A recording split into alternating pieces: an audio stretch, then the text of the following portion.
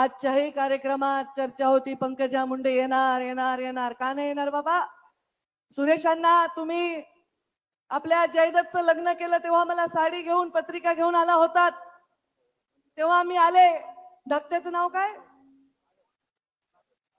सागरचं करताल तेव्हा बोलवलं तर येईन बाबा, नाही बोलवलं तर नाही येणार. पण हा कार्यक्रम शासनाचा आहे आणि आज तरी शासन देवेंद्र फडणवीस आणि पंकजा मुंडे मंत्री आहे, राधाकृष्ण वाके पाटील मंत्री आहे, तेव्हा मी आले. तुम्ही घरगुती कार्यक्रमाला बोलवलं तर येईन, पण हा सरकारी कार्यक्रम आहे आणि हा माझ्या शेतकऱ्यांच्या भविष्याचा कार्यक्रम आहे. त्यामुळे इथे कुठे बॅनर मध्ये फोटो आहे का, पत्रिकेत नाव आहे का, माझी खुर्ची कुठे आहे, ह्या कसल्याही गोष्टीत मी पडले नाही. तुमच्यात जरी बसून मला बसता आलं तरी मी आले असते.